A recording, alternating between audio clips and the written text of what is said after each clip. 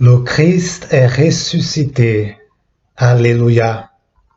Oui, il est vraiment ressuscité. Alléluia. Il a vaincu la mort, il est vivant. Et prenons-le personnellement, disons, il vit en moi. Faisons aujourd'hui, frères et sœurs, cette expérience. Faisons éclater avec joie le cri de la résurrection. Le Christ est ressuscité. Alléluia. Pas qu'aujourd'hui, mais tous les jours. Nous avons toute l'octave de Pâques, nous avons les 40 jours jusqu'à l'Ascension pour répéter ces refrains. Le Christ est ressuscité. Mais disons-le aujourd'hui, plusieurs fois, le Christ est ressuscité. Disons cette vérité. Laissons cette vérité pénétrer notre vie. Parce que c'est une vérité qui change notre vie. Quand on dit tout nomme en mensonge, on sent que le sol, il disparaît. On sent que le sable nous engloutit. Avec la vérité, c'est tout le contraire. Dire la vérité, c'est bâtir des édifices qui durent des millénaires. C'est marcher sur le roc.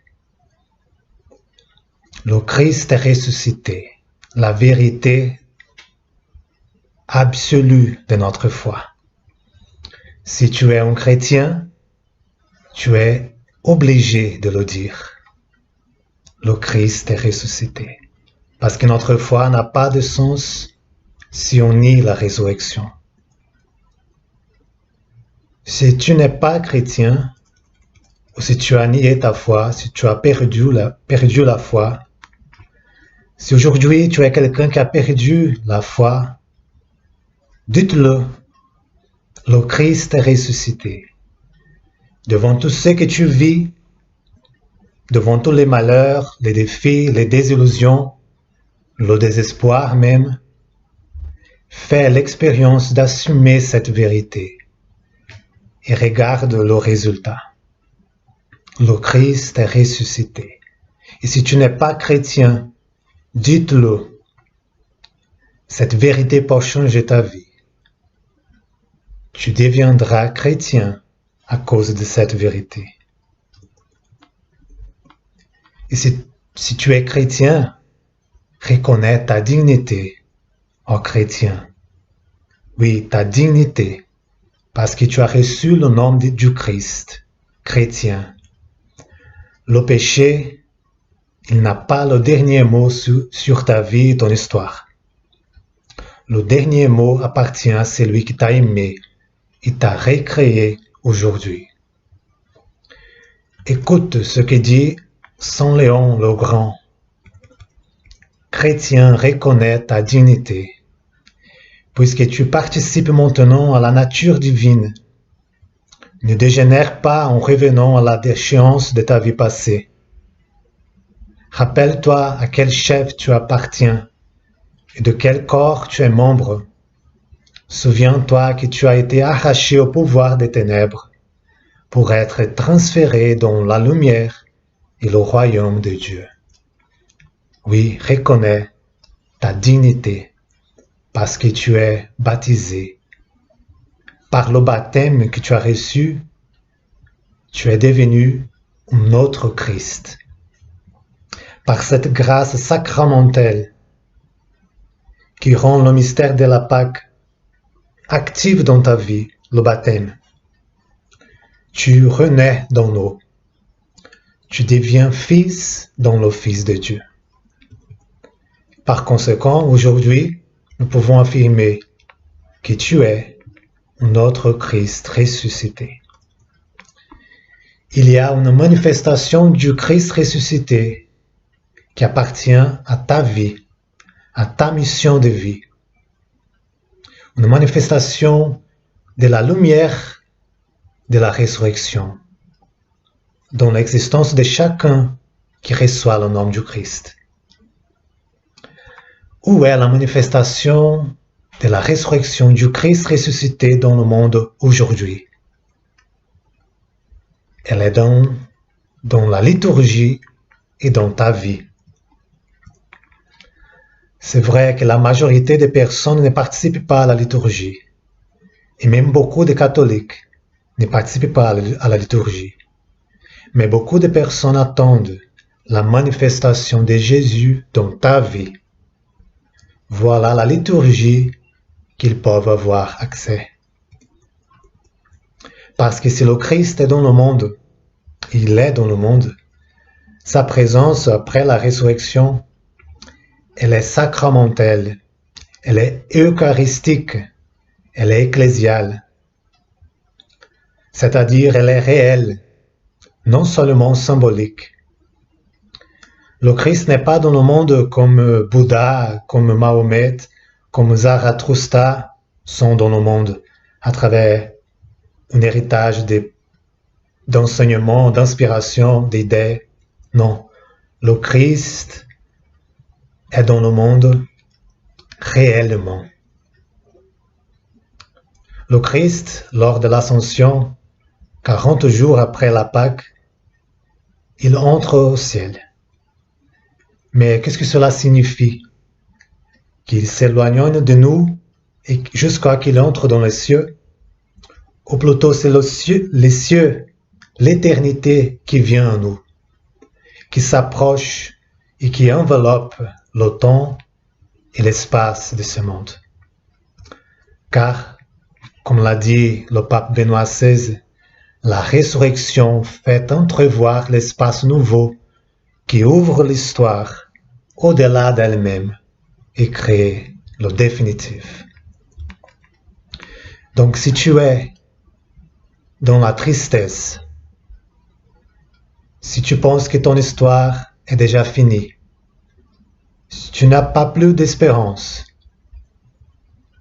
je t'invite, je t'annonce, et toute l'Église annonce aujourd'hui, le Christ est ressuscité. Il est ressuscité pour toi. Il est ressuscité en toi. Jésus inaugure la plénitude des temps. Il promet d'être avec nous jusqu'à la fin des temps. Il fait toutes choses nouvelles aujourd'hui. Il crée un nouveau type d'événement, la résurrection, une chose qui n'existait pas, la résurrection définitive. Il ouvre une porte. Et cette porte par laquelle Jésus entre dans ma vie, dans ta vie, c'était le baptême qu'on a reçu. Mais cette porte doit rester ouverte parce que c'est à travers cette porte que Jésus rentre dans le monde encore aujourd'hui pour conquérir de nouveaux catéchumènes, pour conquérir des âmes. Oui, Jésus veut venir à l'humanité à travers toi. Il souffre, il meurt, mais comme ressuscité, il veut attendre l'humanité. Mais il ne veut attendre l'humanité qu'à travers la foi des siens, moi et toi, auquel il se manifeste. Continuellement, il frappe humblement aux portes de nos cœurs. Et si nous lui ouvrons la porte, lentement, il nous rend capables de voir. Lentement, il nous rend capables de voir qu'il est ressuscité. Si nous disons cette vérité, si nous affirmons cette vérité aujourd'hui, lentement, il nous rend capables de voir, d'expérimenter. Cette régénération qui a commencé dans notre baptême, elle continue dans notre vie. Une régénération, une transformation quotidienne dans nos actes, dans notre vie, qui nous configure à lui, qui nous transfigure, ou comme on dit aujourd'hui, nous eucharistise, fait de nous des Eucharisties, faisant de nous la chair du Christ dans le monde. Oui, le Christ est présent dans le monde à travers les siens. Pensons à Saul, qui est devenu Paul, apôtre. Il a eu sa rencontre avec le ressuscité. Il deviendra l'auteur de la déclaration « Le Christ vit en moi ». Il a appris ça comment? À travers une expérience spectaculaire, alors qu'il s'appelait encore Saul et qu'il persécutait les chrétiens. Sur le chemin de Damas, il est interrogé par le ressuscité même. Le ressuscité même demande à Saul, « Pourquoi me persécutes-tu » C'est-à-dire, Jésus dit, « Ne savez-vous que je suis réellement dans les chrétiens, qu'ils sont mon corps, qu'ils sont mes membres sur la terre ?» En persécutant l'Église, Paul persécute Jésus lui-même. Vous me persécutez. Le Christ ne s'est pas retiré au ciel, laissant sur terre une multitude de disciples qui prennent en charge sa cause. Il ne s'agit pas d'une cause. En elle, il s'agit de la personne de Jésus-Christ, qui, en tant que ressuscité, est resté chair. Nous sommes la chair du Christ ressuscité. C'est lui que nous voyons dans l'évangile de Luc, quand les disciples lui ont cette expérience de le voir avec ses yeux, ils pensent que c'est un fantôme. Mais Jésus, c'est lui qui a de la chair et des os. Il affirme, c'est moi, c'est moi. Il l'a encore. Il est personnellement dans son Église. Et comme l'a dit Saint Augustin, tête et corps forment en même un seul sujet. Ne savez-vous pas que vos corps sont membres du Christ? Écrit Saint Paul aux Corinthiens. Il ajoute, de même que selon le livre de la Genèse, l'homme et la femme deviennent une seule chair, de même le Christ avec les siens devient un seul esprit, c'est-à-dire un seul sujet dans le monde nouveau de la résurrection. Oui, c'est un monde nouveau. Dès la résurrection du Christ, nous vivons dans un monde nouveau, le monde de la résurrection. Cela n'est pas de la science-fiction. Le monde dans lequel nous vivons n'est pas une utopie, il n'est pas aussi une dystopie. Le monde dans lequel nous vivons est le monde de l'anastasis. Anastasis, le mot grec pour résurrection. Il est vrai, dans ce monde dans lequel nous vivons, ce monde est marqué par la souffrance, par la menace du mal, par la contingence, par la mort. Mais nous croyons que Jésus ressuscité est le Seigneur, l'alpha et l'oméga, lui qui a dit « Tout pouvoir m'a été donné au ciel et sur la terre, et voici que je suis avec vous pour toujours, jusqu'à la fin des temps. » Ce n'est pas lui qui est dans le monde, mais le monde qui est en lui, parce que la réalité, c'est le Christ. Mais en étant le Seigneur de tout le monde, de tout l'univers, comment se manifeste-t-il au monde? Il devient visible, touchable, audible, à travers toi, à travers nous. Il nous transforme, il nous transsubstancie par la sanctification. La résurrection continue à manifester sa lumière glorieuse dans le monde à travers la sainteté de l'Église, des membres du Christ, qui sont aussi appelés saints. Le Christ ressuscité, qui est le même Christ eucharistique, il veut eucharistiser chacun de nous. et nous exposer au monde pour générer une vie nouvelle dans le monde. Il parle avec nous. Il a parlé avec nous de la communauté Shalom à travers le Conseil général. Et le Seigneur a dit ça, on le trouve dans la revue Écoute 2019. Le Seigneur donne à comprendre qu'il veut eucharistiser la vie de beaucoup avec l'Eucharistie, sanctifier par l'Eucharistie, en faire des Eucharisties pour l'humanité. Il nous montre beaucoup de saints au sein de la communauté avec des vies cachées très simples dans l'ordinaire de la vie, dans la simplicité, s'offrant avec la vie eucharistique. Et la vie divine est en train d'engendrer dans le corps de la communauté. La sanctification fait de nous une Eucharistie, un don pour l'humanité. On peut voir ça dans la vie des saints. Si tu penses que ça c'est impossible pour toi, aujourd'hui, le jour de la résurrection, il faut croire que cela est possible. Si Jésus a ressuscité, tu peux devenir un saint.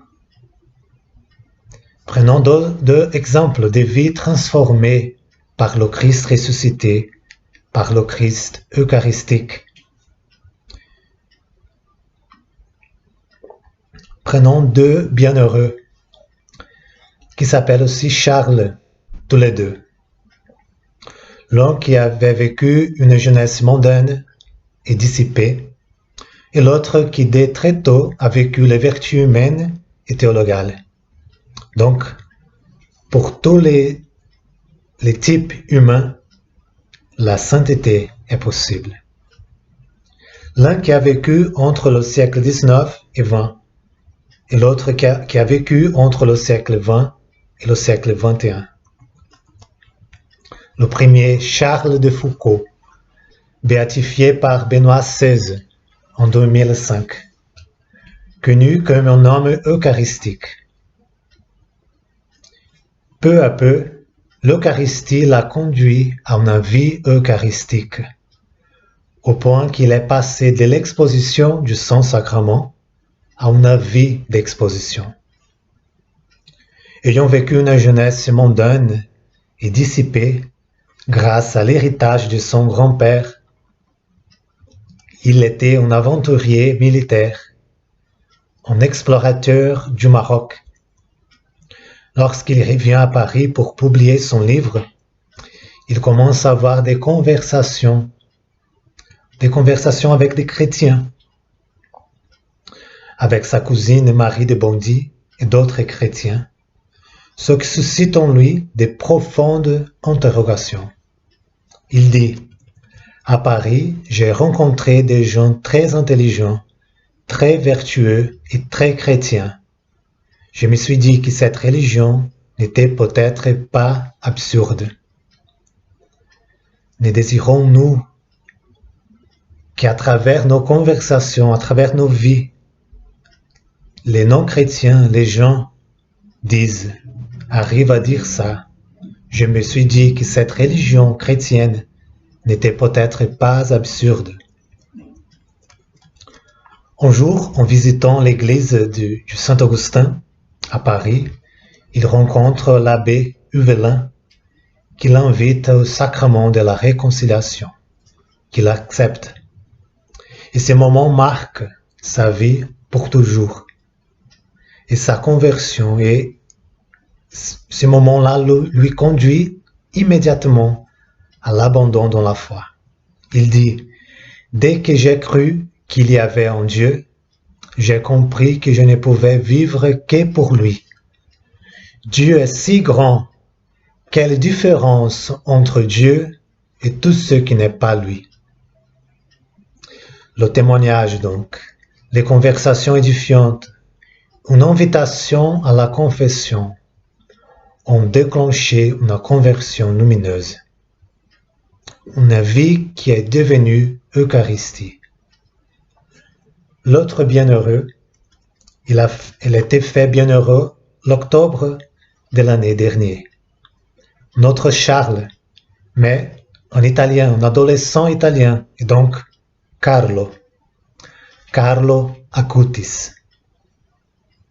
Cet événement de sa béatification, comme il dit le père François-Marie Lettel, était très important pour toute l'Église, parce qu'elle était faite dans le contexte de la pandémie, parce qu'il met en lumière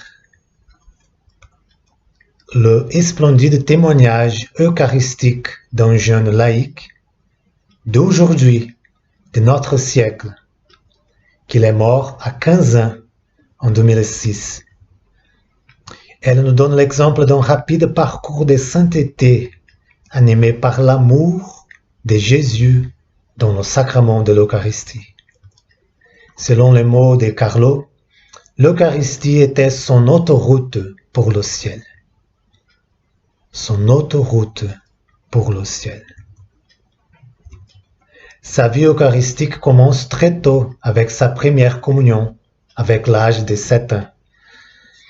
Toujours animé par un grand désir de sainteté, en vivant intensément l'amour de Jésus et du prochain, avec les membres de sa famille, avec ses camarades, spécialement avec ceux qui souffrent.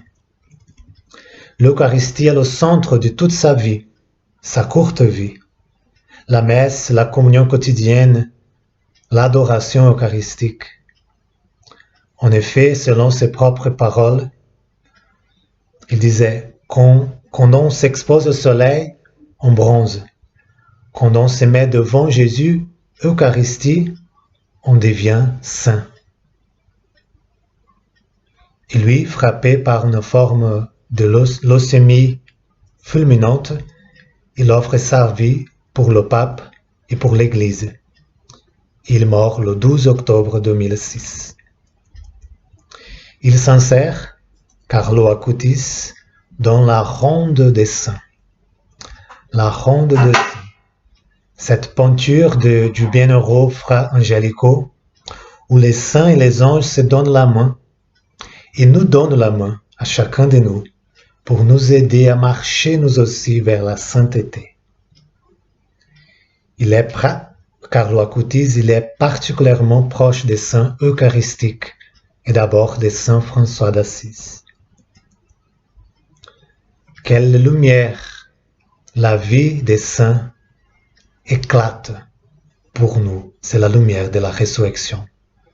On pouvait encore parler d'un troisième Charles, en polonais, Karol Wojtyła, le pape Jean-Paul II. Mais on n'en aura pas du temps ici. Mais la vie des saints nous illumine.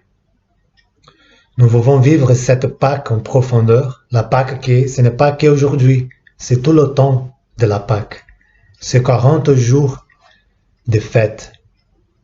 Demandons l'aide des bienheureux. Supplions leur intercession. En effet, ils sont bienheureux. Donc, un miracle était capable d'ouvrir pour eux la reconnaissance qu'ils sont bienheureux. Mais il faut encore un miracle pour qu'ils soient reconnus, pour que l'Église les reconnaisse comme des saints. Pourquoi non à travers nous? Demandons ces miracles-là. Peut-être ma sainteté, ta sainteté est le miracle qu'ils attendent, qu'ils veulent supplier le Seigneur. Le miracle qui peut devenir possible par la force, la puissance de la résurrection. La résurrection elle-même, en tant qu'événement historique, ne peut être observée à œil nu, mais son pouvoir transformateur peut être vu dans la liturgie de l'Église, dans les sacrements, dans la vie des saints.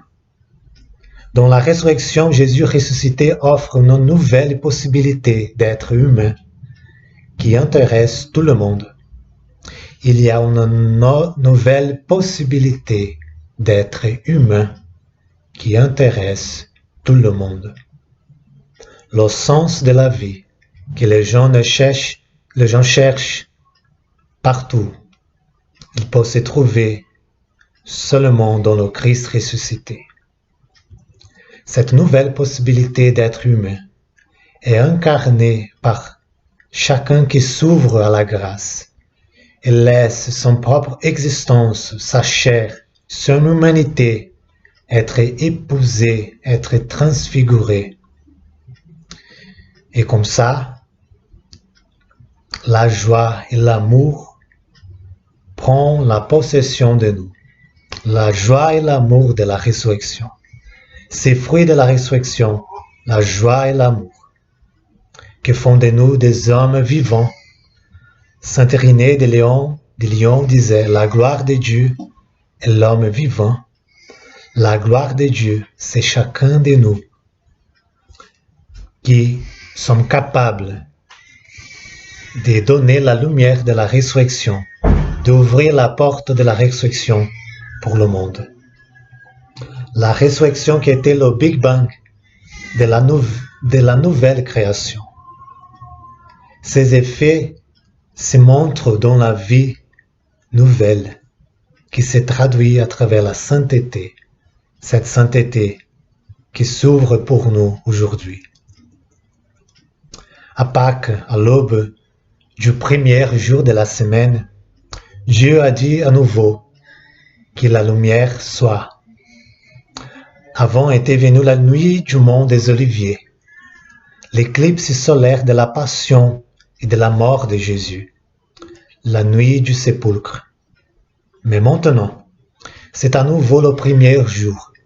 La création recommence à zéro. Que la lumière soit. Jésus est ressuscité. Jésus s'élève du sépulcre. La vie est plus forte que la mort. Et nous devenons la lumière de cet événement. Parce que lorsque la foi et la liturgie s'étendent dans la vie quotidienne, quand nous vivons la liturgie dans notre vie, nous devenions un cierge pascal, un cierge qui transmet la lumière et la chaleur au monde. Laissons-nous enflammer par le feu du Christ et brûler d'amour pour lui et pour l'humanité qui se trouve dans les ténèbres. Disait le pape Benoît XVI, lors de la veille de la vigile pascale, la nuit de la nouvelle création, l'Église présente le mystère de la lumière avec ce symbole très particulier et humble, le cierge pascal. C'est une lumière qui vit en vertu du sacrifice. La bougie éclaire en se consumant. Elle donne la lumière en se donnant. C'est une lumière qui illumine le monde. Et c'est aussi un feu. Il est une flamme qui brûle le mal, transformant ainsi le monde et transformant nous-mêmes. C'est lui qui est près de moi et près du feu, disait Origène, mettons ça dans la bouche de Jésus. La parole de Jésus. C'est lui qui est près de moi et près du feu.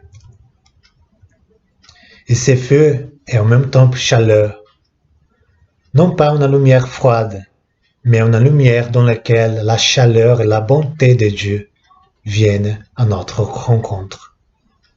Devenons aujourd'hui frères et sœurs, des bougies, des cierges pascals dans le monde. Portons la joie, portons l'amour, portons la résurrection lumineuse du Christ dans le monde, à travers notre vie. Croyons cela, le Christ est ressuscité, le Christ est ressuscité en moi, le Christ est ressuscité pour moi, réellement. Nous vivons dans un nouveau monde, le monde de la résurrection. Seigneur Jésus ressuscité, nous t'en supplions, transforme-nous, recrée-nous, régénère-nous, fais de nous enfants libres, âme épouse, change le cours de l'histoire, intervient dans ce monde, établis, Seigneur, ta seigneurie et ta victoire sur le monde, sur chacun de nous et sur toute l'humanité. Amen. Le Christ est ressuscité. Alléluia.